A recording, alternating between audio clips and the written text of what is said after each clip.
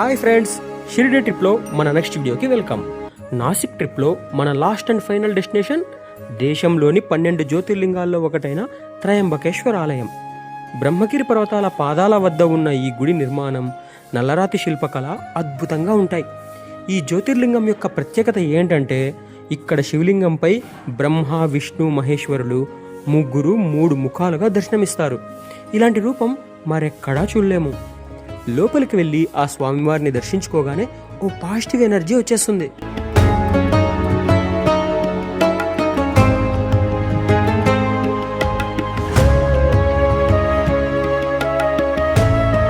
దక్షిణ గంగగా పిలువబడే గోదావరి నది జన్మస్థలం కూడా ఈ బ్రహ్మగిరి పర్వతాలే.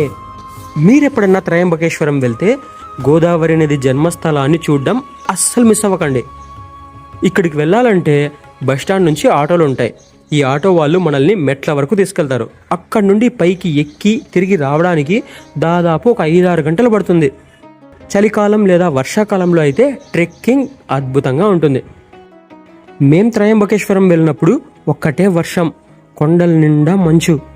దారిలో వెళ్తున్నప్పుడు వ్యూ మాత్రం కొండలన్నీ మంచుతో కప్పేసి అద్భుతంగా ఉండింది.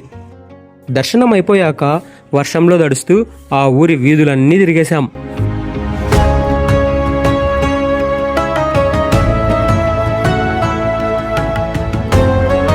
ఒక చిన్న టీ కొట్టు దగ్గర నిలబడి వర్షంలో టీ తాగుతుంటే ఆహా, ఆ ఫీలింగే వేరు. ఇంకొక స్పెషల్ ఏంటంటే ఆవిడ మాకు గాజు గ్లాస్లో టీ ఇచ్చారు. అన్ని గ్లాసుల్లో కన్నా గాజు గ్లాస్లో టీ తాగడమే మిన్నా. సో ఇది ఫ్రెండ్స్ మన నాసిక్ ట్రిప్లో లాస్ట్ వీడియో. తర్వాత మేము నేరుగా షిరిడీకి రిటర్న్ అయ్యాం. షిరిడీకి చేరుకునేప్పటికీ నైట్ 8:30 అయింది. ఇక నెక్స్ట్ వీడియోలో గురువారం షిరిడీలో మా రోజు ఎలా గడిచింది, తర్వాత శుక్రవారం మార్నింగ్ అనంతపూర్కి రిటర్న్ ట్రైన్లో మేము ఎలా ఎంజాయ్ చేశామో చూసేద్దాం. Stay tuned.